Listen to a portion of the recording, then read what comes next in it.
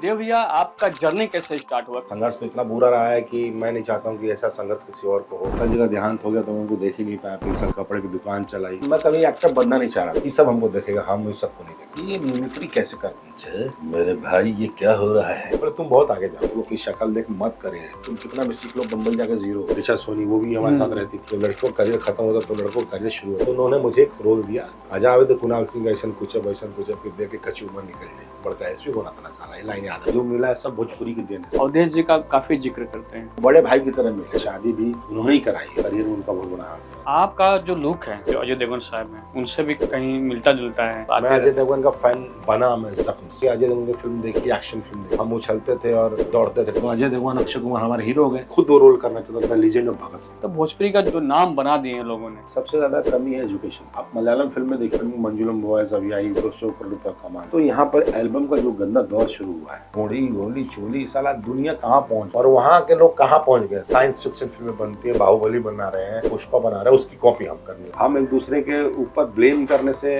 आगे नहीं बढ़ सकते। हम एक दूसरे के साथ चल के आगे बढ़ सकते। कोई नहीं पूछता कि पैसा कहाँ से रहा है। वो गंदा गाने से आ रहा है, गंदा दिखाने से आ रहा है। ओटीटी पे सबसे ज्यादा फिल्में यूपी बिहार में ड्रॉप है। पवन जी के साथ आपका एक फिल्म हुआ था, उनसे बातचीत नहीं होती? गाली भी ऐसे लिखते हैं कि जैसे उनके घर में माँ बहन है नहीं। पवन जी की भी उतनी अहमियत है जितनी खेसारी जी की अहमियत। तो इस हिसाब से वो अपनी लड़ाई लड़ रहे हैं, हम अपनी लड़ाई लड़ रहे हैं। कमर्शियल फिल्मों से पैसा कमा सकते हैं, सम्मान।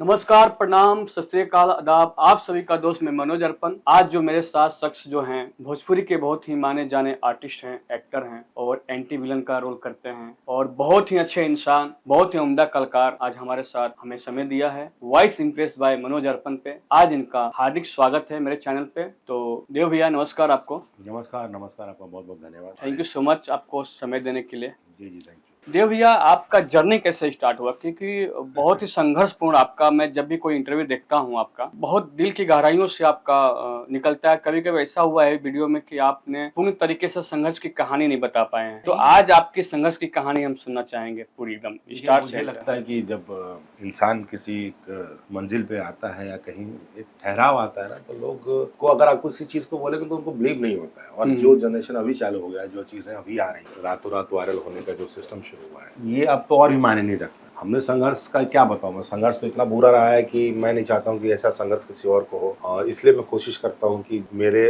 साथ को मैं किसी को भी अगर स्ट्रगल करते देखता हूं या मेहनत करते देखता हूं तो मुझे बड़ी खुशी होती है। मैं खुद उसको चाहता हूं कि ये 2-4 जगह जाए, काम करे। आप इससे अंदाजा लगा दीजिए कि कोई मुझसे एक फोन नंबर मांग ले तो मैं कभी ये नहीं पूछता क्यों, मैं नंबर दे देता हूँ। क्योंकि हम जब स्ट्रगल करते थे तो एक नंबर लेने के लिए साल भर लग जाता था। दूसरा एक नंबर मिल जाए, एक नंबर मिल जाए, देता नहीं था। तो मुझे लगता है कि जो मेरे हिस्से से मेरे भगवान, हम सबको भगवान ने धरती पे भेजा है किसी न किसी चीज के लिए, और हम एक दूसरे का जरिया बन। मेरे लिए भी कोई जरिया बना, किसी के लिए भी कोई जरिया। मुझे लगता है कि मेरे वजह से किसी का अच्छा हो जाए तो इसमें मेरा क्या बुरा है, ये सोच के ही मैं ये सब करता हूँ। दूसरी बात क्या है कि संघर्ष का तो वो हालत है, वो आलम रहा है कि मेरी माता जी का देहांत हो गया तो मैं उनको देख ही नहीं पाया। फिर मैं डिप्रेशन में चला गया, 3 महीने तक डिप्रेस था। कुछ समझ में नहीं आता था क्या करना, कहाँ जाना, क्यों करना। उसके बाद थोड़ा सा ये हुआ तो मेरे भांजे की डेथ हो गई, उसको भी देख नहीं पाया 1 साल की बात। उसके बाद फिर बाबूजी की तबीयत खराब रहने लगी। फिर मैं गांव गया, गांव में 3 साल कपड़े की दुकान चलाई। अब हमारे जात से तो हम बाबू साहब हैं। अब गांव में ये है कि बाबू साहब बढ़िया हुए,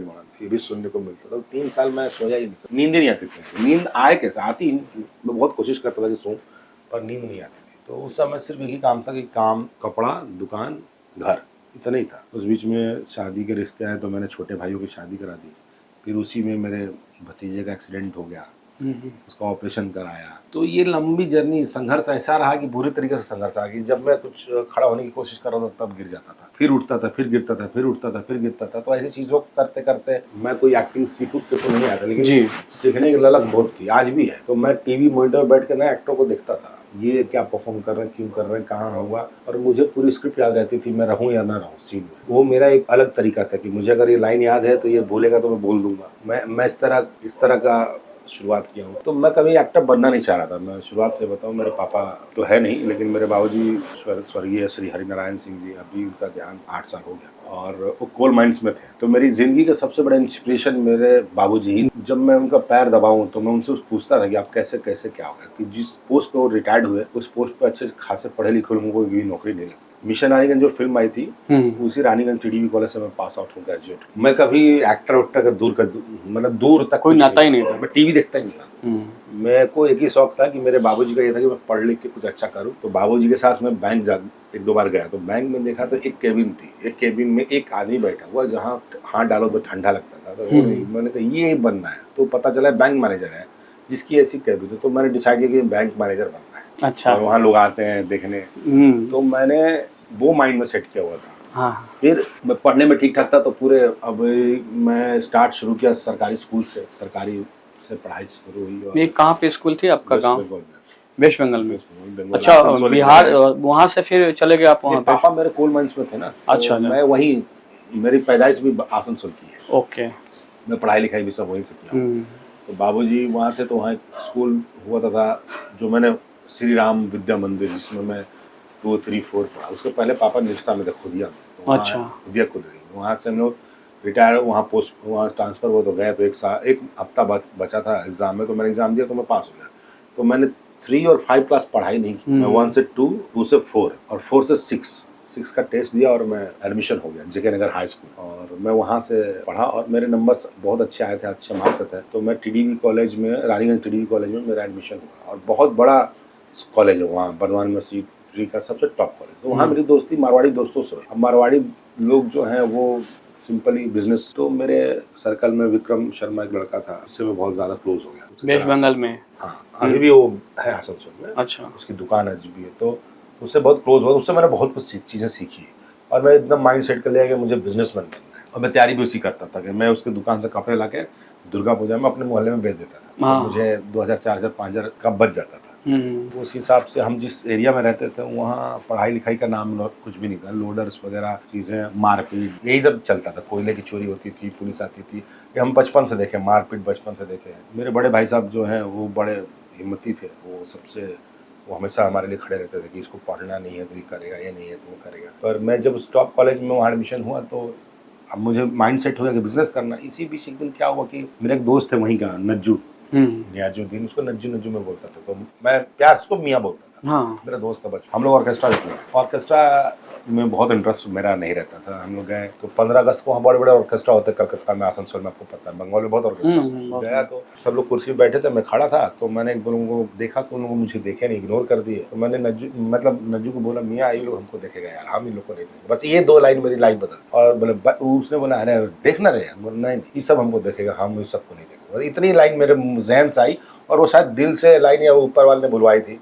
मैं घर आया और घर में आते ही मेरा माइंड मतलब नॉर्थ से सीधा साउथ में आ गया। मेरे को पढ़ाई में मन नहीं लगा। और मैं उस समय सीए फाउंडेशन का पेपर देने वाला। तो मैं इस तरह कि अब क्या करना है। बट इस बीच में क्या होता था, मैं इतना बीमार रहता था। जब भी पेपर आता था मुझे, आप बिलीव नहीं करेंगे, 6 बार जॉन्डिस हो चुका है, डॉक्टर जवाब दे चुका था। और मेरी माँ, मेरे बाबूजी ऐसे थे कि नहीं, मुझे टीबी हो चुका है, मुझे टाइफाइड हो चुका है, और मैं एकदम पतला था, रोड पे गिर जाता था। तो मैं इस तरह लड़ के अपनी लाइफ में यहाँ तक पहुँचा। जब ये स्थिति हो गई तो क्या करना है ये नहीं समझ। तो फिर मुझे एक दिन टीवी देख रहा था, ट्रक धीना थी। तो मुझे ना वो मिमिक्री समझ में आई कि ये मिमिक्री कैसे करता है, एक आदमी ऐसी आवाज़ें कैसे निकालता। मैंने 1-2 बार नोटिस किया, देखा तो पहली आवाज़ निकली। पहली आवाज़ मैंने निकाली है कि मेरे भाई ये क्या हो रहा है। तो मैं कहा ये तो मैं कर सकता हूँ। फिर धीरे धीरे ऐसे आवाज़ें, इधर आओ बरखुदार, रॉबर्ट माना तुम्हें कितनी बार कहा, ये सब चीज़ें।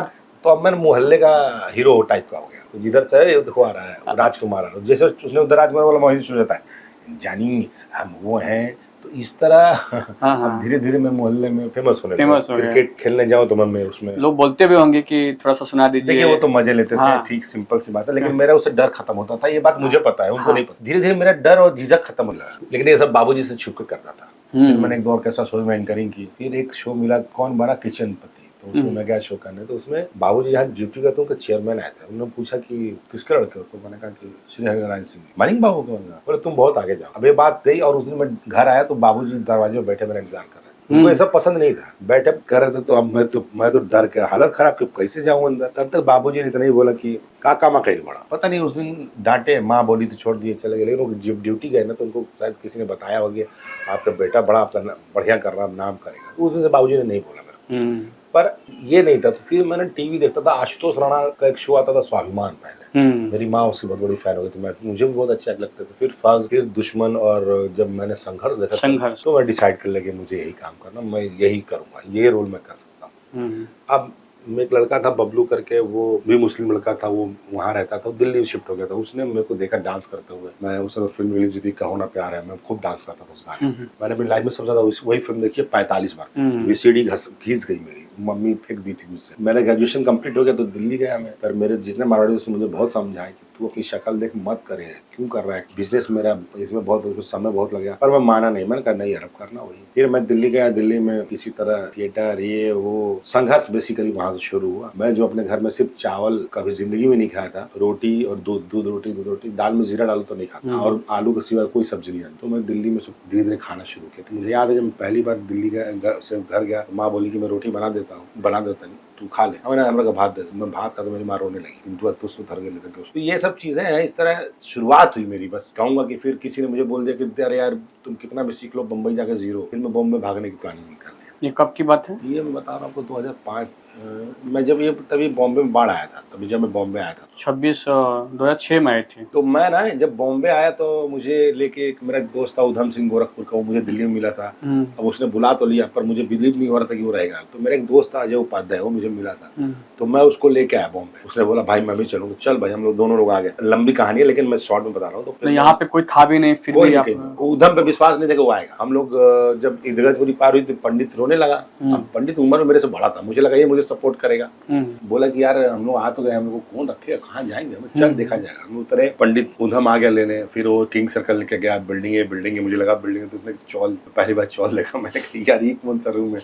बोला यही रूम है, ये पैखाना करने जाना, डब्बा लेके। मैं गया यार ऐसा है। तो मैंने कहा ऐसे एक्टर बनते? बोला हाँ। पता चला कि यहाँ पे ये एक्टर रह के गए हैं। तो मैंने कहा और हिम्मत आ गई, कुछ तो करूंगा। फिर मैं और हमने एक रूम लिया, उसमें मैंने अब जो मेरी आदत थी, मैंने कई लोगों की हेल्प की, इसको नहीं उसको रखा, उसको नहीं उसको रखा, ऐसे मिलकर हम लोग रहने लगे। मेरी एक फ्रेंड थी बहुत बड़ी स्टार बनी टीवी में, ऋचा सोनी, वो भी हमारे साथ रहती थी। तो इस बीच में मैं जितने लोगों को रखा ना, उनके ही पॉलिटिक्स का मैं शिकार हूँ। मैं उनकी बातें सुन के उनको मेरे ऊपर मैं डिप्रेशन हो गया। मैं मेरे ही पैसे लेके आता था, घर से मंगाता था और मेरे पैसे ले लेते थे। उस तरह चिंटू बिहानी आज प्रोड्यूसर बने हुए हैं, वो मेरे पैसे लेके अपने ही सामान खरीद के मेरी बुराई करते थे। तो मैं डिप्रेशन में चला गया। एक्चुअली हम लोगों ने ऐसी जिंदगी नहीं देखी, नहीं वो देखी नहीं ना, बराबर समझे ना। अब ऋचा आई थी मेरी दोस्त थी, उसको बताया कहानी तो उसको अपनी बहन बना लिया। फिर उससे पैसे उस बाद मेरी चैनल को बहुत काले वाले दी। तो इस तरह की कहानी से हम लोग निकले हैं। उसी बीच में मुझे ना दौरे आने पड़ने लगे, रात को डिप्रेशन में चला गया। Oh my God. तो मेरा जो दोस्त था पंडित, मुझे गोद में लेकर रोता था। तो ये लोग बोलते थे एक्टिंग कर रहा।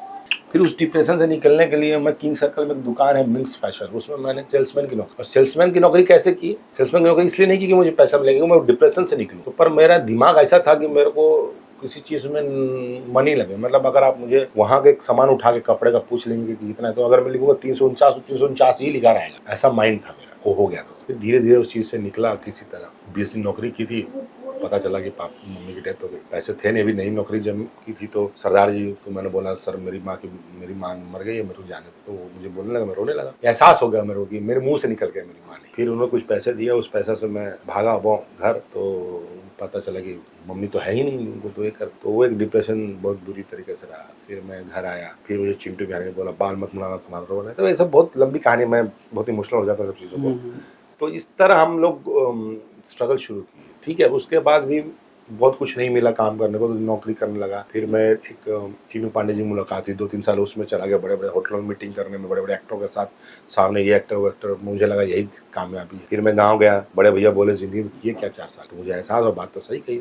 फिर मैं किसी के साथ रहना शुरू किया विले पार्ले में। तो विले पार्ले से मैंने ऑडिशन शुरू कर दिए थे, आना पैदल जाना, आना जाना पैदल जाना। अब जिद कर लेते कि कुछ करूँगा। और ऋचा बड़ी स्टार हो गई थी। फिर मैं धीरे धीरे, मुझे एक शो मिला महुआ का इम्तिहान, उसमें भी नहीं मिला, वो किस्मत से मिला। तो मैं डेस्टिनी पे बहुत बिलीव करता। भाग विधाता शो मिला, 2 दिन का काम, उसमें भी करने गया। तो ऋचा का साथ था, मैं पहले मना किया, फिर मैं गया। तो मेरे दोस्त है नीरज की, देखो यार देखो जिंदगी में याद रखना कि जब लड़कियों का करियर खत्म होता है तो लड़कों का करियर शुरू होता है। ये कुछ बातें मेरे को बहुत अंदर तक लग गई। मैंने कहा ये सही बोल। फिर भाग विधाता मैंने 3 महीना कंटिन्यूटी में मेरा काम चला और मेरे को लोग जान गए। सब लोग घर घर जाएंगे। और उसमें नाम रघु था और महू वाले शो में भी नाम रघु था। तो मेरा पहला इंटरव्यू आया कि लोगों के पसंद में बना दिया रघु। अब यहाँ से सब चेंज हो गया, लोगों में बदलाव आने लगा। मुझे यार यार तू तो कर दिया। टाइम लगा मेरे को, पर इसके बीच में भी कहानी की मेरे बाबूजी को जब मैं बोलता था तो उन्होंने एक ही लाइन से बोली थी कि देखो बेटा, जिंदगी के किसी भी कोने में रहो, ईमानदारी से रहना, किसी को बुरा मत करना, झूठ मत आना, और दरवाजे पे कर्जदार नहीं आने देना। टचवुड भगवान गवाह है कि मेरे अभी कोई नहीं बोलेगा मेरा पैसा बाकी है। यही सीख के आया हूँ मैं, देर आओगे दुरुस्त आओगे, और मैं वही फॉलो करता। तो ये मैं यहाँ सीखा कि इंसान जो होते हैं ना, कि वो आप तब तक सही रहते हैं जब तक आप कुछ नहीं, लेकिन जैसा पूछो तो आपके ही अपने दुश्मन बनना शुरू होते हैं। आपकी ही बुराई शुरू होती है, आपकी चीजें होती है, और वो उनको होती ज्यादा जिनको आपसे पहले अंदर नहीं। ये सब चीजें मुझे नहीं है भाई, मैं यही मैच्योर हुआ, बॉम्बे में ही सीखा सब। अब इस तरह मैंने फिर मेरी मुलाकात हुई विशाल तिवारी जी से। उन्होंने, हाँ मैं इस बीच में मैं बताऊँ आपको, मैंने 1-2 फिल्म लाइनअप की जैसे आपने बताया, तो 10 लाख रुपए मैंने फिनांस कराया। मुझे फिल्म में बोल के रोल नहीं मिला, मैं बैठ के प्रोड्यूसर के सामने खूब रोया, पर कोई हल नहीं हुआ। मैंने एक फिल्म साइन की इज्जत, मैंने बाल मुड़वा लिए, इसलिए पिक्चर में नहीं रखा गया, मैं खूब रोया, पर अपने अंदर को यही हमेशा बोला कि समय आएगा, मेहनत कर। तो मैं टीवी शोज करना शुरू किया। टीवी शो में मैं सीआईडी, अदालत, क्राइम पेट्रोल, रामायण, सनी, बजरंगबली खूब किया। तो मैं जब गांव में कपड़े की दुकान चलाता था ना, तो मेरे जो लड़का चाय लेके आता था, तो उसमें चाय की आदत बहुत बुरी हो गई। 20-20 चाय पीता था फ्रस्ट्रेशन में, डिप्रेशन में। उसने बोला भैया नहीं होगा कच्ची नहीं ला, पवन सिंह अच्छी नहीं ला। मैं बंगाल से आया था, मैं इधर रहा, तो बोला भैया हम ना चिने। तो मेरे जीजा जी बड़े शौकीन थे भोजपुरी सिनेमा के, तो उन्होंने मुझे निरहुआ 100 वाला की सीटी दी, और मैंने निरहुआ 100 वाला फिल्म देखी, तो पता चला ये निरहुआ जी है। और मैं जब बॉम्बे आया तो एक लड़का था अमित पाठक भदोही का, तो उसको मिलवाने के लिए मैं राजकुमार पांडे जी से मुलाकात हुई। राजकुमार पांडे जी से फिल्म दीवाना, तो उन्होंने मुझे एक रोल दिया, मैंने ही मांगा, तो एक रोल मिला, एक सीन अजावे तो कुणाल सिंह ऐसा कुछ दे के कच्ची उम्र निकल जाए, बड़का एसपी होना था सारा, ये लाइन याद है। तो आप समझिए कि वो लाइन करके मैं भूल गया, लेकिन वो पैसा शाम को मिला ना, तो मुझे लगा ये काम ज्यादा। फिर मुझे उसी रोल से फिर रमाकांत जी ने एक फिल्म दूसरी दी, दिल जले में मेरे को रोल डायलॉग काट दिए, मुझे एक्शन करने नहीं दिए। तो मैंने बोला मैं ऐसा एक्शन करूंगा कि कहेंगे कि मैं सबसे अच्छा एक्शन करता हूँ। मैंने वो भी करके दिखाया। यहाँ से मीरा रोड से रोज सुबह जाना, पैदल आना जाना, ट्रेन से बिना टिकट का। मैंने एक्शन सीखा, हीरा भैया, निशांत भाई, सबने सिखाया। मुझे सीखने का बहुत लगा। आज भी मैं मुझे लगता है अच्छा एक्टर तो सीख लो, ये बढ़िया है। एक चीज मैं देखा आपके अंदर कि सीखने का अभी भी आपके अंदर जुनून है। और देखिए हमारा क्या है, हम कुआं का मेढक नहीं है, हम नहीं बन सकते।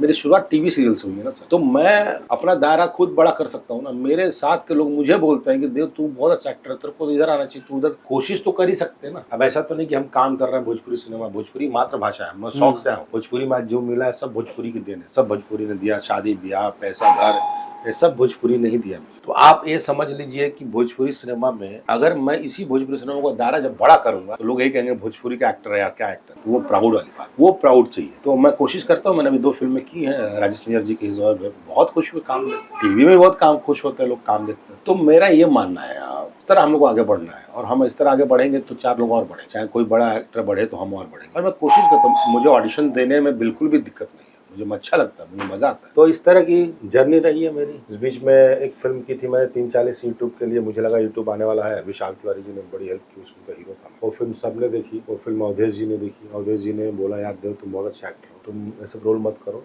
तुम बढ़िया रोल करो। मैंने कोई देता ही नहीं, तो उन्होंने, उनके वजह से मुझे मैं सेहरा बांध पाऊँ, और वहाँ से एक अलग शुरुआत हुई। फिर धीरे धीरे अब जब से टीवी शुरू हुआ है, तो आप देख लीजिए टीवी में पॉजिटिव रोल करना मैंने शुरू की देवरानी जेठानी से, प्रदीप सिंह जी की, और इंटरटेन वहाँ से शुरू हुई कहानी। और बैक टू बैक फिल्म में मैं लीड कर रहा हूँ, तो प्रदीप जी ने भी काफ़ी बड़ा मेरे अभी जो मेरी चल रही है उसमें उनका बहुत इंपॉर्टेंस है। आपके जब मुंबई आए तो पहली फिल्म आपका वही था दीवाना, भोजपुरी में दीवाना, टीवी शो बहुत किया था। क्योंकि आपके एक्टिंग जब मुंबई में आए भोजपुरी के लिए, तो अवधेश जी का आप काफी जिक्र करते हैं, अवधेश मिश्रा जी का। अवधेश जी के साथ मेरा सिर्फ मसला सिर्फ इसलिए नहीं है कि हम लोग अभिनय से जुड़े हैं यहाँ के। अवधेश जी के साथ एक मेरी पर्सनली एक हम लोग का रिश्ता है। कह सकते हैं कि जब आप घर से बाहर रहते हैं तो आपको, क्योंकि मैं जितना आपको संघर्ष बताया इसमें, तो ऐसे लोग ही मिले जो सब हम ही को एक बेवकूफ बना के चले, तो वो बड़े भाई की तरह मिले, और उन्होंने हमेशा बेटे की तरह मुझे प्यार किया। इवन मेरी शादी भी उन्होंने ही कराई, करियर में उनका बहुत बड़ा हाथ है, शादी भी उन्होंने कराई है, और आज भी हम लोग ऐसे ही जुड़े हुए हैं। अवधेश तो बहुत ग्रेट पर्सनालिटी है,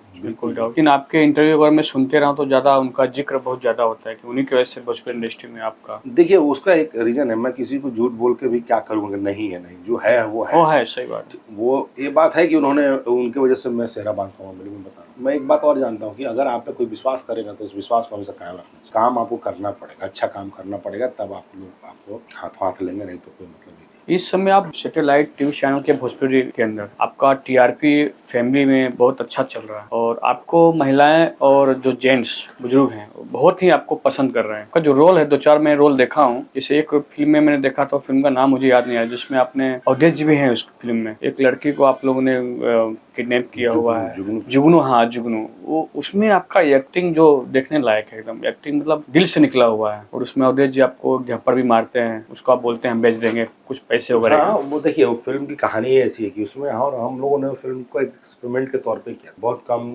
यूनिट के लोग, हम लोग 17 लोग ही थे, 15-17 लोग। उसमें सब कुछ खुद भी करना है, एक्टिंग भी करना है, और लोकेशन भी नहीं है, पैसे भी नहीं है, तो उस हिसाब से वो फिल्म बनी थी। अच्छा, उसका डायरेक्टर अवधेश जी थे? उसके डायरेक्टर भी अवधेश जी थे, राइटर भी अवधेश जी थे। इस तरह वो फिल्म बनी। हम लोगों ने बस ऐसी जर्नी से, और मेरा बस कोरोना से मैं निकला ही था और वो फिल्म शूटिंग करती। फिर गाने के सिंगर करता था, मैं गिर जाता था, फिर खड़ा होता था, फिर करता था। फिर वो फिल्म से हम लोग को बहुत उम्मीद थी और उस फिल्म को लोगों ने बहुत पसंद। तो हम लोग कैसा ना, देखिए कलाकार है, हमको अगर अच्छा रोल मिल जाए, कोशिश तो करेंगे उस रोल को बेहतर निभाएं। तो अगर आप बेहतर नहीं निभाइएगा ना तो कोई मतलब नहीं तो यहाँ तो यश चोपड़ा का बेटा भी नहीं चल रहा है और राजेंद्र कुमार का बेटा। आपकी देखा एक रोल और भी था जो कि आपने उसमें एक लंगड़ा बने हुए हैं, शायद चोट लगा फिल्म भैया राखी के बंधन को जी। निभाना। और उसमें आपका जो एक्टिंग है, अगर उसको हम 2 मिनट देख लें तो आंखों से आंसू रुक नहीं पाती। वो दहेज की वजह से कुछ आपको प्रताड़ित किया जा रहा है। शास्त्री जी डायरेक्टर थे उस फिल्म के, चौहान जी राइटर थे और प्रदीप सिंह जी उसके निर्माता था। मैं जब कहानी सुना था तो मैं बोला यार ये फिल्म तो करनी चाहिए। बहुत जबरदस्त एक्टिंग था उसमें। शुरू हुई और वो फिल्म हुई भैया। और मैं बताऊं कि उस फिल्म से मुझे इतनी क्या बोलूं मैं, इतना लोगों का प्यार मिला है, वो हमेशा मेरे लिए याद बन के रहेगा। किरण यादव जी ने फोन किया वो फिल्म देख के, तो मेरे लिए बहुत बड़ी बात है। किरण यादव जी जैसी अभिनेत्री मेरे को फोन करती है कि नहीं मैं फिल्म देख रही हूँ और तुमने मुझे रुला दिया है, बहुत खुशी हुई। ऋतु सिंह की माँ मेरे को फोन की कि यार बाबू क्या आप किए हो। तो ऐसे कई लोग, मैं अभी एक शूटिंग कर रहा था मेरी भूत मंडली की और मैं जा रहा था घर, तो थोड़ा वॉक करके जा रहा था, मंदिर से औरतें निकल रही थी, एक औरत आई मेरे पैर छू गई, जो उपवास थी। मैं क्यों छू? बोले भैया आपने भैया राखी के बंधन निभाना पिक्चर देखे, रुला दिए। ये होता है कि हमको जो काम, मैं अभी बोल रहा हूँ, जो काम हमको मिला शिद्दत से, उस काम को निभाना बहुत ज़रूरी। अगर हम नहीं करेंगे, हम इस मन से करेंगे अरे 12 दिन फिल्म करना, पैसा लेके जाना, वो नहीं होता। आप पर्दे पे जब हम हैं, जब आए तो सामने ऑडियंस सबको देखे, तो वो आपको देखे कि ये जो कैरेक्टर कर रहा है वो देव सिंह नहीं है, वो कैरेक्टर वो भाई है, वो जो लाचार भाई। तो मैं शुरू से यही कोशिश करता हूँ और प्रमोद शास्त्री जी मुझ पर आंख बंद कर विश्वास करते हैं। उनके साथ मैंने 6-7 फिल्में, हर बार नया किरदार देते हैं और मैं हमेशा कोशिश करता हूँ। मैं तो टचवुड भगवान का बहुत बहुत धन्यवाद करता हूँ कि कम से कम मुझे अच्छे रोल्स के लिए ऑफर आ जाते हैं। जैसी फिल्म बन रही सास बहू के ऊपर ज़्यादातर जिस तरह की आप जो रोल करते हैं, जैसे कि एक लगता है कि आर्टिस्ट थिएटर कर रहा है, जो कि आपके आर्टिस्ट उतने आपने थिएटर किया नहीं है। आर्टिस्ट जो आप रोल किए हैं फिल्म के अंदर, वो मतलब रोंगटे खड़े हो जाते हैं। मैं कोई बनावटी बात नहीं बोल रहा हूँ, क्योंकि मैं द राइजिंग, इसलिए तो आपको आर्यन सिंह उत्तर भारतीय समाज के बहुत बड़ा नेता थे और उनकी बहुत महाराष्ट्र के अंदर बहुत कदर थी, बहुत चीफ मिनिस्टर तक डायरेक्ट बात कर देखा ना। हाँ, और द राइजिंग के लिए आपको चुना गया। सिंह साहब द राइजिंग, सिंह साहब का रोल आपने बहुत ही अच्छा किया है, इसीलिए आपको चुना गया। नहीं तो उनके पास तो बहुत सारे ऑप्शन थे, लेकिन फिर भी उन्होंने, मेरा तो बहुत लास्ट, मैं सबसे लास्ट ऑप्शन में था। मैं हाँ। और मैं आपको बताऊं कि उस फिल्म को करने के पहले मुझे बिलीव ही नहीं हुआ। बुद्धा जी का फोन आया कि देव आप फिल्म कर रहे हैं। मैं बोला क्या मजाक कर रहे हैं? बोले नहीं, मैं उदयवाणी हूँ, जो बोलता हूँ होता है। मैं जब फिल्म के लिए, हाँ, जब मुझे साइनिंग मिल गया, आप बिलीव करो, मैं घर आया और मैंने अपनी वाइफ को एक ही लाइन बोला कि तुम बोलती थी कि मैं सीरियस नहीं होता, तुम मुझे फोन मत। 3 महीना तक कोई फिल्म दूसरी नहीं किया। इतना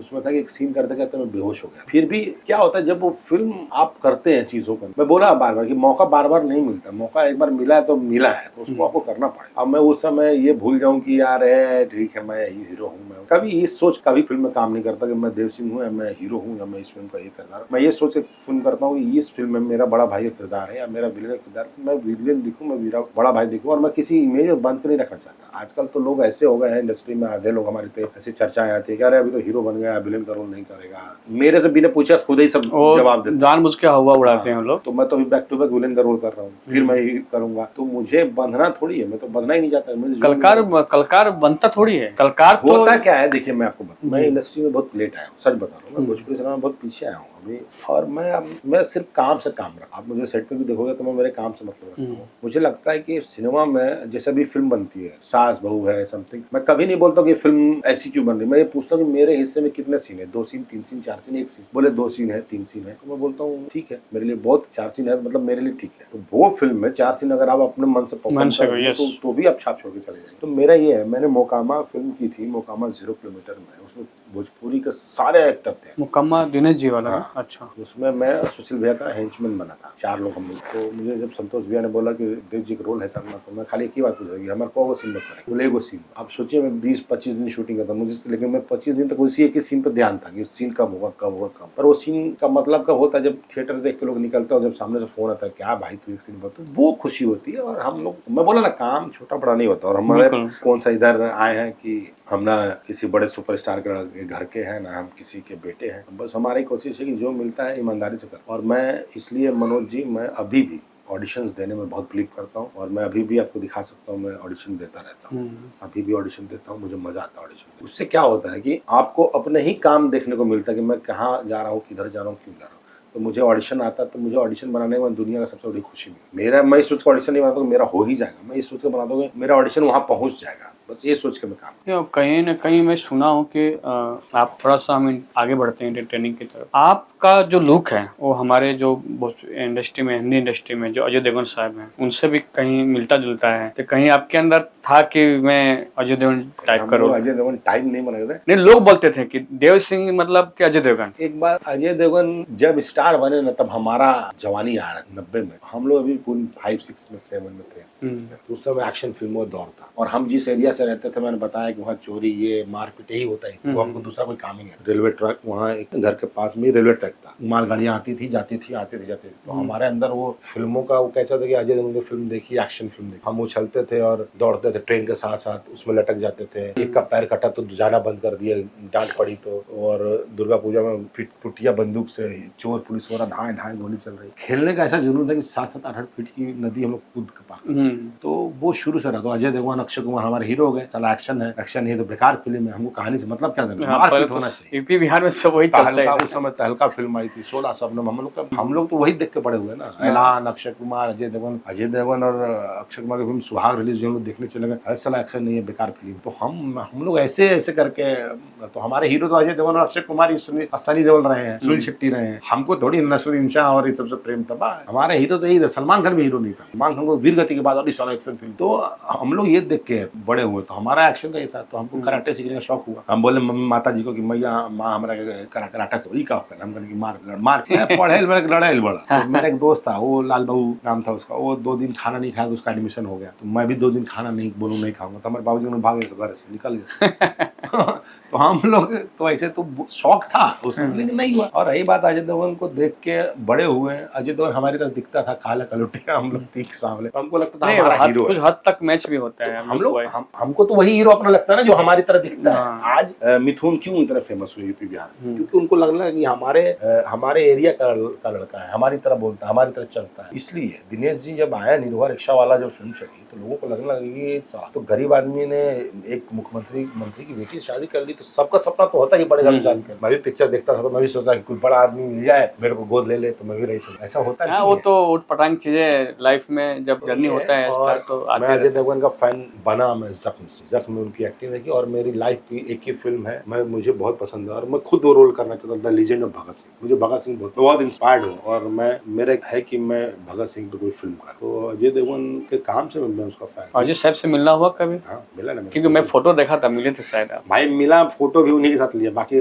बहुत एक्टर मिले, नवाजुद्दीन से मिला था, पर मैं फोटो में बोल के बोला सर, तो जिसने मिलवाया उसने भी बोल दिया सर भोजपुरी का अजय देवगन है। मैंने कहा है नो सर, मैं एक्टर ओनली। तो बोले आ जाओ, तो मैं अकेले फोटो लूंगा, तो फोटो दे दिए भैया, फिर फोटो आ गया। तो एक वही फोटो है, बस काम करने को मिल जाए तो ज्यादा। और जो आपके अंदर संघर्ष का जो ललत है आपके अंदर, जो कष्ट है, वो आपको कहीं ना कहीं लगता है कि मेरे को भोजपुरी इंडस्ट्री के अलावा कुछ जिस तरह का आप रोल करते हैं, कुछ हिंदी में उस तरह का आप करते, तो मुझे मुझे ऐसा लगता है कि बहुत ही अच्छा कर सकते देखिए हैं। कोशिश तो कर ही रहे ना। मैंने फिल्म की लव यू लोकतंत्र, राज प्रेमी जी की एक फिल्म अभी बनी थी लव यू लोकतंत्र, ईशा कोप्पिकर से हम लोग बहुत बढ़िया रोल है। लेकिन क्या है, हमने जैसे आप हमारे टच में, तो आप मेरे को फोन कर लिए, मैंने फोन उठा लिया बात, अब हम उस एरिया में गए ही नहीं, तो उसमें जाना पड़ेगा बार बार, कोई आपको चुनेगा नहीं। आप या तो बहुत बड़े सुपरस्टार हैं, पवन सिंह है या खेसारी जी हैं, मोहन जी हैं, तो उसको उठाया ऐसे फोन करके बुलाने की जरूरत है, मनोज जी के गाना है, हमको वहाँ ऑडिशन देना पड़ेगा, हमको जाना पड़ेगा। तो मेरे साथ के जो लोग हैं सब बड़े बड़े कास्टिंग डायरेक्टर बन गए, पर मैं भोजपुरी में इतना व्यस्त हो गया, मुझे भी लगने लगा यार बहुत कंफर्ट जोन में हो गया हूँ, तो मैंने जाना, मिलना, बात करना सब बंद कर दिया। पर जैसे मैंने उधर टर्न किया, मिलना बात करना मुझे इजी लगने लगा, तो ऑडिशन देने लगता। अभी एक फिल्म बन रही इंडिया चाइना पे 112, उसमें मैंने ऑडिशन दिया, मेरा नहीं हुआ लेकिन मैंने दिया ऑडिशन, वहां तक तो गया। तो इस तरह मैं लगा रहता हूँ मुझे, और मुझे लगता है कि शायद समय अब आ रहा है, इसलिए हम बात कर रहे हैं सब चीजों। नहीं, ये होना भी चाहिए एक आर्टिस्ट को। नहीं, मैं तो देखिए, मैं वो अभी भी बोल रहा हूँ, बंधने वाला नहीं है। हमने देखिए भोजपुरी सिनेमा में हमको सब कुछ दिया, प्यार, इज्जत, शोहरत, नाम, और ये शोहरत और इज्जत तब और मजेदार हो जाएगा जब हम बाहर और काम करेंगे, लोग बोलेंगे भोजपुरी के एक्टर है, वो प्राउड है। नहीं, आपको शुभकामनाएं। हम लोग भी चाहते हैं कि जल्द आप हिंदी में भी नहीं, कुछ कोशिश करें। करेंगे सर, जरूर, और जाएंगे। और भोजपुरी इंडस्ट्री को कैसे देखते हैं आप, जो आज समय चल रहा है? क्योंकि जो प्रिपरेशन जो बाहर बना हुआ है भोजपुरी इंडस्ट्री के लिए, हम लोग बाहर इंडस्ट्री में घूमते रहते हैं, कॉर्पोरेट में, इवेंट्स में, अदर्स लैंग्वेज के लोगों से मिलना, जो तो भोजपुरी का जो नाम बना दिए हैं लोगों ने, वो थोड़ा सा बहुत ही इस दौर में बहुत खराब चल रहा है, मतलब बोल भी नहीं सकते हैं। उसको आप क्या कहना चाहेंगे? देखिए मैं बताऊँ, सबसे पहले बात नहीं कि हम तक जब हमारे यहाँ सबसे ज्यादा कमी है एजुकेशन। बेस्ट फिल्म कहाँ बनती पता तो मलयालम में। आप मलयालम फिल्म में देखिए, हर फिल्म मंजुलम बॉयज अभी आई 200 करोड़ रुपया कमा लिए, एक फिल्म आई थी 2018, ऐसी फिल्में वहाँ बनाते रहते हैं। वहाँ पे सस्पेंस थ्रिलर और वहाँ साइंस फिक्शन सब बनता है। क्यों? क्योंकि केरला में 100% लिटरेसी है। वहाँ के लोग वहाँ हमारे यहाँ से ज्यादा आ गए, 20-25 साल आ गए। हमारे यहाँ एजुकेशन तो है नहीं, चले बिहारी में बहुत कम है। और एक तो यहाँ पर एल्बम का जो गंदा दौर शुरू हुआ है आजकल, तो मैं देख रहा हूँ ये भाई यूट्यूबर इतने हो गए कि पूछते हैं कि कितना एक रात की इंटरव्यू है भैया, ये कुछ नहीं जानते हो आप लोग, क्या कर रहे हो आप खुद ही नहीं, पैसा कमाने की इतनी क्या लत पूरी पड़ी है? आप सोचिए कि भोजपुरी इंडस्ट्री का जब दौर स्टार्ट हुआ 1962 में हुआ, और इसके लिए जो राष्ट्रपति थे गवर्नमेंट ऑफ इंडिया में, राजेंद्र प्रसाद जी, उन्होंने चालू कराया था। हाँ, पता है। और उस समय भोजपुरी का एक दौर था कि लोग भोजपुरी में आने के लिए तरसते थे। जैसे लता मंगेशकर जी ने गाना गाया है, नजीर खान जी ने काम किया है। फिल्म क्या थी, उसमें सिंगर हीरो नहीं थे उस समय, ऐसा नहीं थी, ऐसे लोग नहीं थे, इतने पॉपुलैरिटी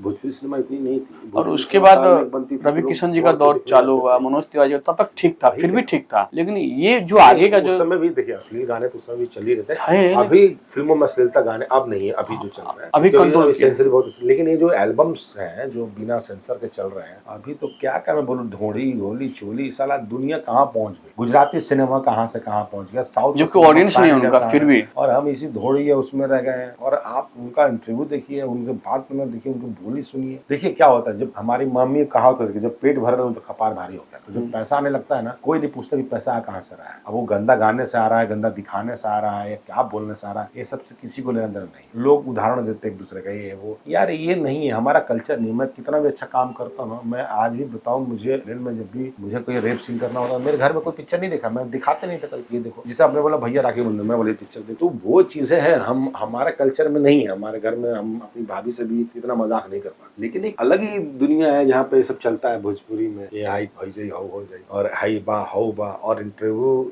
लेने वाला तो ऐसा है कि भाई साहब क्या मैं बोल, सवाल है उससे पूछते कि आप क्या ऐसे की दिए वैसे लिए, अरे क्या आप क्या दिखा रहे हैं, आपका लोग देख रहा है। आजकल बच्चों के हाथ में मोबाइल है, और आज एक नया शुरू ट्रेंड हो गया कि वायरल होते ही हम खेसारी जी के साथ, पवन जी के साथ, किसी के साथ गाना कर लेंगे, हीरो बन जाएंगे। क्या दे रहे हैं हम, किसको दे रहे हैं, समाज में क्या? लेकिन भोजपुरी इंडस्ट्री में कि जो लोग मुकाम पा चुके हैं, या उनके पैसे भी हो गया, शोहरत भी हो गया है, नाम भी हो गया है, तो वो लोग क्यों नहीं इसको इन्फ्लुएंस कर रहे हैं कि थोड़ा सा भोजपुरी को अलग दिशा में ले जाए? क्योंकि अब तो आपको दौर रहा नहीं कि आप स्ट्रगल कर रहे हैं या संघर्ष कर रहे हैं तो आपने उस समय गाना गाया, या कोई, आप तो हीरो बन गए, तो वो नहीं सोच रहे ना ऐसा। लेकिन आज भी आप देख रहे हैं कि कितना ये चल रहा है, क्राइसिस चल रहा है भोजपुरी इंडस्ट्री में। आपस में स्टार होने के बाद भी वो बोल रहे हैं मैं ट्रेंडिंग स्टार हूँ, फलाना बोल रहा है मैं ये हूँ, मैं लकीर खींचते हूँ। आप सब स्टार रही है, कोई मतलब हम सो नहीं, लेकिन ये बहुत बड़े स्टार हों और रहेंगे, रहे हैं, लेकिन ये है कि हम क्या समाज को दे रहे हैं वो बहुत। हाँ, वही बोल रहा हम हूँ। सेवा तो करना चाहते हैं, हम जनता की सेवा करना चाहते हैं, हम लड़ना चाहते हैं, लेकिन हम दे क्या रहे हैं? वही जैसे मैं अदर इंडस्ट्री में देखता हूँ, जैसे मराठी इंडस्ट्री हो गई, तेलुगु हो गई, गुजराती, ये पूरे कलाकार की मंच पे सब कलाकार आते हैं, एक कोई भी एक टेक्नीशियन भी नहीं रह जाता है। तो वहाँ पे देखते हैं तो हम लोग को बड़ा ये होता है कि अरे यार वहाँ हमारे भोजपुरी में क्यों नहीं है कि एक कलाकार एक मंच पे नहीं आ पाते हैं, दो आए तो दो गायब होते हैं, दो वो आए तो फिर दो देखिए, गायब। इसमें तो क्या बोला जाए, सबकी अपनी अपनी सोच है, अपने हिसाब से जी रहे हैं, चल रहे हैं, तो क्या कह सकते हैं। यहाँ तो वो भी हमको समझाते हैं जो खुद ही अभी ले रहे हैं, तो इसमें सोचने की जरूरत ही नहीं है। अपना लोग काम कर रहे हैं, वो अपना काम कर रहे हैं, मैं मेरा काम कर रहा हूँ। और जैसा आपने बताया, तो मैं डेस्टिनी को बहुत बिलीव करता हूँ। मैंने शुरुआत कहाँ से की थी, कहाँ की, मैं आगे भी मेहनत कर रहा हूँ। अगर भगवान ने लिखा हुआ तो और अच्छी फिल्में करूंगा, नहीं हुआ मुझे भी प्रोड्यूसर मिलेगा, मैं भी अपनी तरह की फिल्में बनाऊंगा जो मैं करना चाहता हूँ, जो समाज को दिखाना चाहता हूँ। तो इस तरह ये लड़ाई अकेले की लड़ाई नहीं है, नहीं बिल्कुल नहीं। ये लड़ाई पूरी टीम की लड़ाई है। पूरी भोजपुरी इंडस्ट्री को एक साथ बैठ के सोचना पड़े कि हम ऐसा क्या करें कि हमारे फिल्म नेशनल तक जाए, क्या हम ऐसा करें कि लोग हमारे फिल्म का रीमेक बनाएं। लेकिन एक मजे की बात है, मैं लोगों का इंटरव्यू सुनता हूँ तो बात तो सब अच्छे करते हैं भोजपुरी के बारे में, बोलते अच्छे हैं, ऐसा लगता है बाहर के लोगों की कर भी रहे हैं अच्छा, लेकिन कोई करता नहीं उस चीज को, बोल के बस निकल जाते हैं, फिर वही तू मैं चालू हो जाती है दूसरे दिन। फिर हमारी जितनी जगह है, जितना समय है, हम उसमें उतना ही कर पाएंगे। जिसके बाद जितना है वो उतना करना ही चाहिए, सबको थोड़ा थोड़ा करना चाहिए। सब अपने अपने हिसाब से करेंगे तो समाज बड़ा होगा, सिनेमा बड़ा होगा। अगर हम पे रह जाएंगे तो कभी कुछ नहीं। सबकी अपनी अपनी लड़ाई है, फिल्में बड़ी भी आ रही हैं, नहीं चल रही हैं, छोटी फिल्में चल जाती हैं कभी कभार, तो ये सीखना बहुत जरूरी है। अभी आप बताइए, एक फिल्म आई थी शैतान भोजपुरी हिंदी, वो गुजराती फिल्म का रीमेक है, तो ऐसी कई ऐसी फिल्में अब हिंदी की रीमेक हो रही है, उसमें हो रही है, वहाँ से तमिल तेलुगु मलयालम से रीमेक हिंदी में हो रही है। तो अब हमको ऐसा करना चाहिए कि लोग हमको भी कॉपी करें, जबकि आज के डेट में आज के डेट में OTT पे सबसे ज्यादा फिल्में यूपी बिहार बैकड्रॉप पर है। यस, वही उसी टॉपिक पे आना था मुझे कि आप रक्तांचल सब है क्या, सब तो अपने गुल्लक, मिर्जापुर, मतलब बहुत सारे जितने हैं OTT पे सब वहीं के कॉन्सेप्ट है। एक मुजफ्फरपुर का लड़का आता है, एक कंपनी बनाता है TVF के नाम, और उसने शुरू किया है पंचायत, पर वो आया है IIT, शायद आई थिंक IIT से निकल रहा है। उसने अपने लोगों के साथ एक टीम बनाई, उन्होंने वो जानता हूँ मैं, उन्होंने उन एक्टरों को काम दिया जिनको किसी ने काम नहीं दिया। राइट, आज के डेट में वो स्टार है, आज के फिल्म मैगजीन में उनका पोस्टर छपा कि ये अलग दुनिया है। आज लोग TVF में काम करना चाहते हैं, आज लोग जानना चाहते हैं कि मैं ऐसा शो करूं, मैं ऐसे काम करूं। वो जब आए थे तो उसके बारे में अगर उस आदमी ने सोच लेता कि नहीं यार ये मेरा नहीं हो पाएगा, नहीं, उसने वो बनाया, गुल्लक बनाया, तो कोटा फैक्ट्री बनाया शायद उसने, तो उस तरह का शो बनाया, उसने सबको दिखाया कि ये भी चल, क्योंकि OTT सिनेमा एक ऐसा जगह है कि आपके हाथ में मोबाइल है और मोबाइल में आप कुछ भी देख सकते हैं। तो इस तरह की चीजें देखें, और हमको आगे बढ़ना तो ऐसे ही बढ़े। तो देव भैया की आपकी जो लगभग कौन कौन से फिल्में आ गई हैं? जो फिल्में बहुत सारी है, कितना बताएं, जो आपको पसंद हो? मेरे को तो सिंह साब द राइजिंग बहुत पसंद है, मुझे सेहरा बांध पसंद है, मुझे 340 बहुत पसंद है, और अभी मैंने भैया राखी बंधन को निभाना, कसम पैदा करने वाली पार्ट 2, वो फिल्म जो मेरे लिए बहुत पसंद। पहले वाले में भी थे आप शायद? दूसरे वाले में था, और साल के सारे बेस्ट फिल्म अवार्ड मुझे मिले, और मैं फिल्म वही याद रखता हूँ जो मुझे लगता है कि यार ये याद रखने लायक है। आगे का क्या है, हम तो कुआं खोद रहे पानी भर रहे, कुआं खोद रहे पानी निकालने वाला हिसाब है। तो फिल्में बीच बीच में मेरी भगवान ने ऐसी दे देता है कि मुझे याद रह जाती है। अच्छा, ये पवन जी के साथ आपका एक फिल्म हुआ था, उसके बाद शायद मुझे लगता है कोई फिल्म आपकी हुई नहीं। मैंने बहुत फिल्में की, पवन राजा लास्ट फिल्म, तो उनसे बातचीत नहीं होती? होती है क्या, मिलना जुलना हो जाएगा तो बात हो जाएगा। यहाँ कौन नाराज, यहाँ तो देख रहे हैं कि फेसबुक पर रोज लड़ाई हो रही है, मिलते हैं तो गले मिलते हैं, तो यहाँ कुछ थोड़ी वो करना है। यहाँ फैन लड़ाई करते हैं, एक दूसरे को गाली लिखते हैं, और गाली भी ऐसे लिखते हैं कि जैसे उनके घर में माँ बहन है नहीं, तो वो दूसरे को ऐसे गरियाते रहते हैं, फिर दोनों मिल जाते हैं।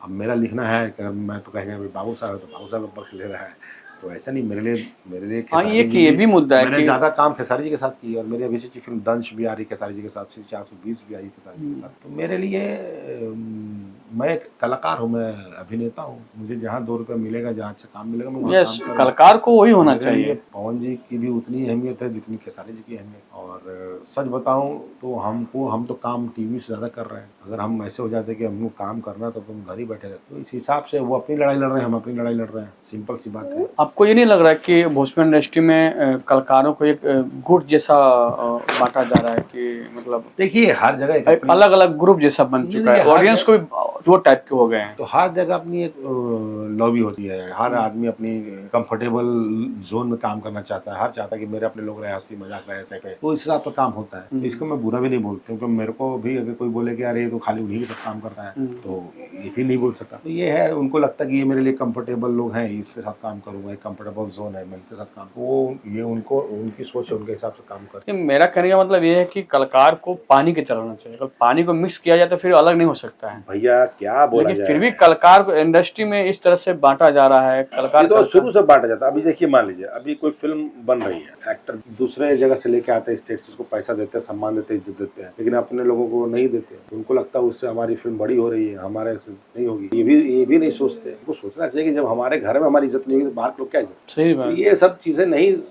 अब उनके हिसाब का चल रहा है भाई। देखिए वो उस जगह पे है, उनके हिसाब चल रहा है, तो चले दीजिए, क्या करना है। हमको क्या है, हम तो अपना गड्ढा खोद ही रहे ना, बताए ना, कोशिश कर ही रहे हैं। और भोजपुरी लैंग्वेज को सरकार ने बोली थी कि जैसे मोदी जी ने वो 8वीं सूची में शामिल किया जारी है। देखिए 15 साल होने को आ रहा है और मोदी जी भी उस पर कुछ कार्य 2 बार तो रवि जी भी बोल चुके संसद में। अभी देखिए होगा, क्या होगा क्या नहीं होगा, कब होगा। बोला ना, एक सिनेमा ऐसा बनना चाहिए कि जब कि आदमी को पकड़ा देना चाहिए, नेशनल अवार्ड चाहिए इसमें। कुछ ना कुछ तो होगा ही ना, लड़ाई जब आगे बढ़ेगी तब होगा। और फैमिली में कौन कौन इस समय आपके? मेरे फैमिली में देखिए यहाँ पर है देवांश सिंह है, देवांश का मम्मी है, तो हम लोग बॉम्बे में 3 ही लोग हैं। बाकी लोग 2 छोटे भाई हैं, वो गाँव पे हैं, उनकी पूरी फैमिली गाँव पर है। बड़े भैया आगरा में है, उनकी फैमिली आगरा में। गाँव आपका बलिया में? अच्छा, गाँव का नाम क्या है? सातवार। एक बार देखा था मैं गांव का। मैं एक्चुअली हम लोग रामपुर नंबरी गांव है सुहारा, हाँ, वहाँ के हैं, बट हम लोगों ने सातवार में घर बना लिया है, वहीं रहते हैं। तो आप लोग जैसे रवि जी से भी मिलना होता है, भोजपुरी में 3 सांसद हुए, 3। इससे सौभाग्य की बात तो नहीं हो सकती कि मुझे लगता है फर्स्ट टाइम जब से इंडस्ट्री चालू हुई है, आपको लाइफ में ऐसा जो कोई रह गया हो कि यार कोई कसक की नहीं, हाँ ये करना है, तो उसके लिए आप मरते दम तक रहेगा। मेरी माँ और मेरे बाबूजी को मैं चाहता था कि उनको पूरी दुनिया दिखा दूं। अब इस दुनिया में अच्छे समय पे हूँ तो वो नहीं, तो ये कसक तो मेरे मरते दम तक रहता है। थोड़ा सा फीलिंग, थोड़ा सा नहीं, बहुत। और इसलिए मुझे लगता है जो अपने माँ बाप की इज्जत नहीं करते हैं, उससे बड़ा गुनहगार कोई नहीं। हम जब बच्चे होते हैं, जब हमारे टीनेज में होते हैं, हमको लगता है कि हमारे माँ बाप हमको किसी चीज के लिए रोकते हैं तो हमारे दुश्मन है, पर वो हमारे अच्छे के लिए करते हैं, हमारे भले के लिए करते हैं। और माँ बाप की जितनी आप सेवा करेंगे, भगवान आपको उतना देगा। तो माँ बाप की इज्जत करिए, सम्मान करिए। आज माँ बाप हैं तो कद्र करिए, कल नहीं रहेंगे तो बहुत अफसोस होगा। अब भोजपुरी में एक चीज और है कि जो स्क्रिप्ट पे काम चल रहा है, इतने सारे फिल्में हैं जो भोजपुरी, हिंदी फिल्म भी बहुत सारी जो फिल्में हैं कि हमारे यूपी बिहार से रिलेटेड रहा है, तो भोजपुरी के अंदर क्यों नहीं उस तरह का शूट होता है या उस तरह का डेवलपमेंट नहीं? देखिए तो अभी क्या बजट ही नहीं है ना, अब शूट क्या होगा। 12 दिन की फिल्में बन रही है टीवी में, 12 से 13 दिन की फिल्में, तो क्या उम्मीद करते हैं आप? आउटडोर नहीं जा सकते, घर पे घर टाइम पे टाइम शूटिंग करनी है। टीवी का एक अपना एक दायरा है, उस दायरे में हमको काम करना पड़ेगा। थिएटर में फिल्में चलेंगी, जिस दिन 5 करोड़ की फिल्में चलेंगी तो उस दिन 5 करोड़ की फिल्में बनेंगी, नहीं चलेगी तो नहीं बनेगी। तो वो मैं बोला ना कि कोई भी आदमी पैसा लगाता है तो क्यों लगा रहा है पैसा? इसीलिए कि मैं 2 रुपये कमाऊंगा, तो जब 2 रुपये कमाएगा ही नहीं तो क्यों बनेगा वो? और पिक्चर बनाना कितना सर दर्द का काम है, को पता है ना। फिल्म लिखने से लेके, शुरुआत होने से, हीरो साइन करने से लेके, शूटिंग तक का, पोस्ट प्रोडक्शन, ये सेंसर का एक प्रॉब्लम नहीं है ना जिंदगी। लोगों को लगता है दूर से अगर पिक्चर बनाना बहुत ईजी है नहीं। तो आदमी जिस दिन 2 का 5, 3 करोड़ रुपया मिलेगा, 3 करोड़ की फिल्म बनने लगी, जिस दिन 5 मिलेगा, 5 करोड़ की फिल्म बनने लगी, दायरा ऐसे ही बढ़ता है। ये अदर लैंग्वेज की जो फिल्में हैं, जो साउथ वगैरह के, आप देखते होंगे कि डबिंग करके हमसे ज्यादा पैसे कमा रहे हैं। सर देखिए क्या तो हमारी ऑडियंस उनके यहाँ भाग रही है। अभी भी हमारी इंडस्ट्री में जब यहाँ ढोड़ी चोली यही चल ही रहा है, और वहाँ के लोग कहाँ पहुंच गए। साइंस फिक्शन फिल्में बनती है, बाहुबली बना रहे हैं, तो पुष्पा बना रहे हैं, उसकी कॉपी हम करनी, वो ही नहीं। हमको बनाना है कि हमारी कॉपी कोई और करे। हमारा कल्चर क्या है? भोजपुरी क्या है? भोजपुरी में कल्चर है कि हमारी अपनी मिट्टी, हमारा अपना खेत, हमारा अपना गांव, हमारे अपने रिलेशन, हमारा रिश्ते, हम तो सब खोते गए। हम गए अच्छा पहनने में, हीरो है जीन्स टाइट पहन लेना, एक्शन करना, ये नहीं है हमारा। एक हम जितने मिट्टी से जोड़ेंगे ना, कि पूरी हिंदुस्तान में दिखा दिया कि बिहार यूपी कैसा है, ये है मिट्टी है, गुस्सा है, रक्तांचल है, पूर्वांचल है, ऐसा समझाया जाता है ना। तो हमको अपना वो कल्चर दिखाना कि हमारे यहाँ आज भी गुरुओं की इज्जत होती है, ब्राह्मणों का सम्मान होता है, आज भी हमारे यहाँ ये चीजें होती है। वही फिल्म दिखानी है, वही बनानी है। और देखिए तो चलेगा, मिट्टी से ही जुड़े हैं। हमारे अपने गांव का दर्द अपने किस फिल्म में दिखाया महाराज? क्या दिखाते हैं हम? चाचा का लड़का है, गोली मारा, उसका बदला बेटा ले लिया, चल खत्म हो गया, हीरोइन आई, 4 गाने हो गए। हमारा पेन क्या है? बाढ़ से कटान में घर डूब रहा है, वो नहीं हुआ। रोड सड़कें बन नहीं रही, वो नहीं है। रोजगार के लिए हम कैसे क्या करें, तो ये सब इम्पोर्टेंट है। इस पे आप तो रील बना के पैसा लोग कमा रहे हैं, उसी में खुश है, उसकी जरूरत नहीं है दुनिया का भाड़ में जाए कौन हीरो कहाँ हीरो। अभी कुछ यूपी बिहार में कुछ गंगा वो पानी वगैरह भी आया है, तो बहुत से घर मेरा ही गांव टूट रहा है, तो मैं दूसरे को मैं खुद डूब चुका है गांव। तो वही है, मैं बोल रहा हूँ कि इस तरह का सब उठाना पड़ेगा हमको। अपनी अपनी कहानी फिल्म बनानी। देखिए प्रियदर्शनी फिल्म बनाते, हेरा फेरी हो गया, माला माल वीकली हो गया, ये सब कैसी कहानी, सब गाँव की कहानी। इस तरह हमको दिखाना पड़ेगा। आज पंचायत को अगर आप हाई लेवल पर दिखाते हैं तो लोगों को पसंद नहीं है। उसमें ऐसे कैरेक्टर दिखाया, बनराकस है, रोड है कि बवासीर है, एक ऐसा कैरेक्टर है उसमें, वो सब मजेदार है, लोगों को पसंद आ गया। रोज मारपीट थारपीट देख के एक अच्छी चीज देखे, एंटरटेन होना जरूरी है ना। आप हंसेंगे मस्ती करेंगे तो ये बहुत जरूरी है, बहुत। और सिनेमा ऐसे ही बदलेगा धीरे धीरे। अभी धीरू भाई ने एक फिल्म बना दी कटान, मुझे बहुत, हाँ कटान थोड़ा अलग था। तो आप देखिए अवधेश जी फिल्म बनाए थे बीच में, बहुत बढ़िया, बाबुल। तो उस तरह की इस तरह की फिल्में चलती रहती चलेंगी। हाँ, और कमर्शियल फिल्मों से पैसा कमाया जा सकता है, सम्मान तो आपको ऐसी फिल्मों से कमाना पड़ेगा। यही सब चल रहा है। आपको बिहार में चाहे उत्तर प्रदेश में सबसे फेवरेट आपका पॉलिटिशियन जो कि आप चाहते हो कि कुछ उनका? योगी जी। और बिहार में बहुत लोगों को बिहार में जानता है, फिर भी न्यूज वगैरह देखते होंगे तो आपको लगता हो कि नहीं ये बेस्ट है बोलने में? अभी देखिए वो उन्होंने कभी नई पार्टी बनाई है, जन स्वराज के, वो जन स्वराज, पीके प्रशांत किशोर जी। प्रशांत, वो आदमी कुछ ना कुछ तो करेंगे। नहीं लगे तो हुए हैं, नहीं करेंगे। तो देखिए शुरुआत एक ही 2 टिकट से होती है। आप आया अहमद वली एक ही सीट से शुरुआत किया था। मैं क्या बोला, समय पर सब काम हो जाएगा। शुरुआत होगी और 1 से होगी तो 10 से होगी। मुझे तो योगी जी बहुत पसंद है, क्योंकि उसका डिसीजन मेकर है, डिसीजन में टाइम नहीं लगाता, कट टू कट। उसको लालच नहीं है, उनको लालच नहीं है ना कि कुर्सी चाहिए, इसलिए डिसीजन इतना बोल्ड लेते हैं ना। अगर उनको लालच नहीं होता तो फिर वही ऐसे बैठे तो कोई डिसीजन नहीं लेते। तो उस तरह का मैं तो मिला भी उनसे, चेहरे पे तेज है। तो ये प्रशांत किशोर जी को भी मौका बिहार में मिलना चाहिए। हमारे पवन जी भी जीते, वो भी कुछ करें हमारे देश के, हमारे बिहार के लिए। चलिए, और मैं एक चीज लास्ट संदेश आपसे जानना चाहूंगा भोजपुरी के लिए, आपके तरफ से क्या बेच देंगे हमारे क्राउड को कि कुछ यूनिक हो, कि आप किस राह पे चलिए, आप कुछ भी मतलब आप अपनी तरफ से ओपिनियन दे सकते हैं हमारे समाज को, यूपी बिहार। देखिए मैं इतना ही कहूंगा कि हम यहाँ हैं, जिस बिहार उत्तर प्रदेश को लोग जानते हैं, जिसके लिए छठ के लिए पूरी दुनिया जानती है, वो संस्कार, वो प्रेम, वो स्वभाव, ये होना चाहिए हमको बटना नहीं चाहिए। हम बटेंगे तो हम कभी एक नहीं हो। हम अगर एक हो के काम करेंगे, जिस तरह छठ में हम सब, तो उसका तरक्की कोई रोक नहीं सकता। हम एक दूसरे के ऊपर ब्लेम करने से आगे नहीं बढ़ सकते। हम एक दूसरे के साथ चल के आगे बढ़ सकते, और हम बढ़ेंगे तो पूरी इंडस्ट्री बढ़ेगी, पूरे बिहार यूपी बढ़ेगा। तो इस तरह जरूरी है। और आज के डेट में हर आदमी चाहता है कि मैं मेरे हिसाब से काम करूँ। कर रहे हैं लोग, अपना ब्लॉग बना रहे हैं, पर अगर आप जिस फील्ड में भी आ रहे हैं उसकी जानकारी रखें, उसके बारे में तैयारी रखें, ये बहुत है। देव साहब से हम बात कर रहे थे, बहुत ही उम्दा कलाकार, अपनी बेवाकी से आवाज़ को रखा, और हम फिर चाहेंगे कि देव भी ऐसे जल्द मिलेंगे, और आप इसी तरह से इनको प्यार आशीर्वाद देते रहिए। आप सभी का दोस्त मैं मनोज अर्पण, प्रणाम। Thank you.